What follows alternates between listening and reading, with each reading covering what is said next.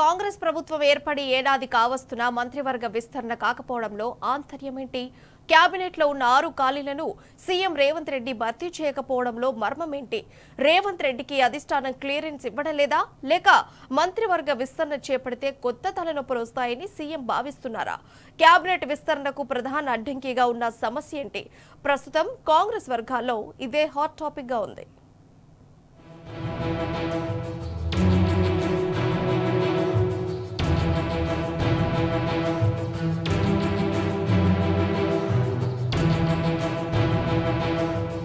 రాష్ట్ర మంత్రివర్గంలో 6 ఖాళీలు ఉన్నాయి. అయితే మంత్రి పదవులు దక్కని వారికి త్వరలోనే విస్తరణ ఉంటుందంటూ ముఖ్యమంత్రి రేవంత్ రెడ్డి దాటవేస్తూ వస్తున్నారు. ముఖ్యంగా హైదరాబాద్, రంగారెడ్డి, నిజామాబాద్, ఆదిలాబాద్ జిల్లాలకు క్యాబినెట్ లో ప్రాతినిధ్యం లేదు. మంత్రివర్గ విస్తరణలో సామాజిక సమీకరణాలు పాటించలేదు అన్న చర్చ కూడా ఉంది.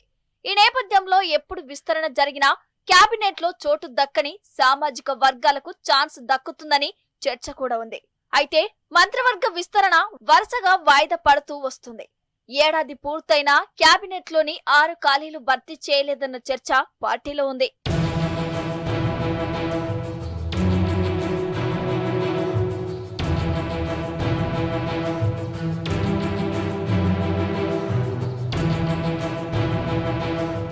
క్యాబినెట్ విస్తరణలో అధిష్టానం ముఖ్యమంత్రి రేవంత్ రెడ్డికి అడ్డంకులు ఏవి చెప్పకపోయినా సామాజిక సమీకరణాలు, జిల్లాల ప్రాతినిధ్యం అనే అంశం ప్రధానంగా రేవంత్ రెడ్డికి ఇబ్బందిగా మారింది అనేది హస్తం పార్టీలో చర్చ.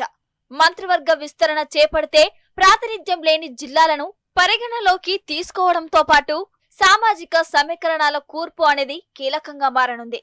క్యాబినెట్ లో మైనారిటీలకు, లంబాడ సామాజిక వర్గానికి, ముదిరాజు కమ్యూనిటీకి క్యాబినెట్ లో చోటు దక్కలేదు. యాదవ సామాజిక వర్గానికి గతంలో క్యాబినెట్ లో ప్రాతినిధ్యం ఉన్నా ఈసారి అవకాశం రాలేదు. వీటన్నిటినీ సీఎం రేవంత్ రెడ్డి పరిగణలోకి తీసుకోవాల్సిన అవసరం ఉంది.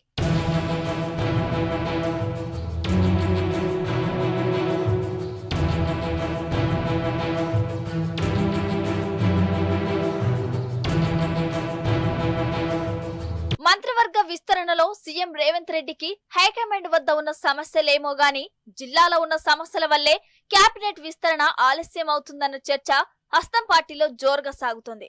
అందులో ప్రధానంగా నల్గొండ జిల్లా రాజకీయాలతోనే విస్తరణ జాప్యం అవుతుందన్న చర్చ పార్టీలో ప్రధానంగా జరుగుతోంది. క్యాబినెట్ లో చోటు కోసం మునుగోడు ఎమ్మెల్యే కోమటిరెడ్డి రాజగోపాల్ రెడ్డి గంపెడ ఆశలతో ఉన్నారు. ఇప్పటికే ఉత్తమ్ కుమార్ రెడ్డి, కోమటిరెడ్డి వెంకటరెడ్డి మంత్రులుగా కొనసాగుతున్నారు.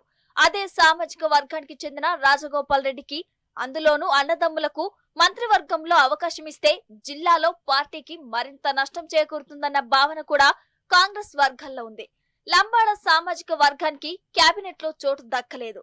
ఇటీవలే లగచర్లలో జరిగిన ఘటన లంబాడ సామాజిక వర్గంలో చర్చనీయాంశమవుతుంది. ఈ నేపథ్యంలో నల్గొండ నుంచి ఒకే సామాజిక వర్గానికి చెందిన వారికి మంత్రులుగా అవకాశం ఇస్తే పార్టీకి మరింత నష్టం చేయబోతుందన్న భావనలో సీఎం రేవంత్ రెడ్డి ఉన్నారన్న చర్చ పార్టీలో ఉంది.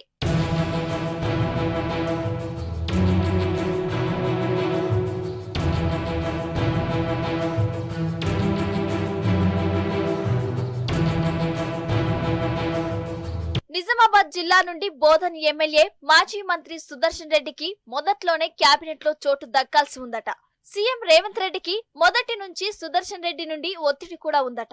ఆదిలాబాద్ జిల్లా విషయంలోనూ, మంత్రి పదవిలో ఎవరికి అవకాశం ఇవ్వాలనే విషయంలోనూ రేవంత్ రెడ్డికి సవాల్గా మారిందట.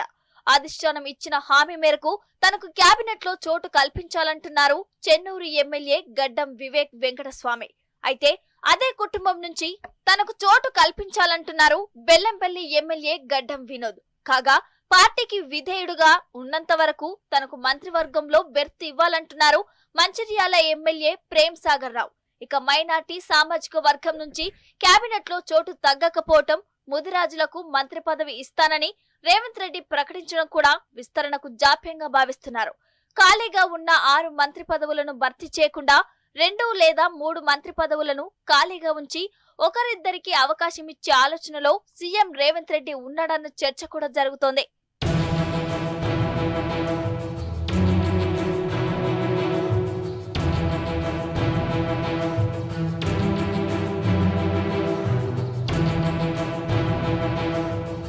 ఒకవేళ సీఎం రేవంత్ రెడ్డి ఖాళీగా ఉన్న 2 లేదా 3 మంత్రి పదవులు భర్తీ చేస్తే అవకాశం ఎవరికి దక్కుతుందో, నల్గొండ జిల్లాలో ఎవరికి అవకాశం ఇస్తారు, ఎప్పుడు పూర్తిస్థాయి కేబినెట్ విస్తరణ జరుగుతుందా అన్న చర్చ హస్తం పార్టీలో జోరుగా సాగుతోంది. ఇంతకీ సీఎం రేవంత్ రెడ్డి పూర్తి స్థాయి కేబినెట్ విస్తరణ చేస్తారా, చేసి నల్గొండ పాలిటిక్స్ ను ఎదుర్కొంటారా లేదా చూడాలి.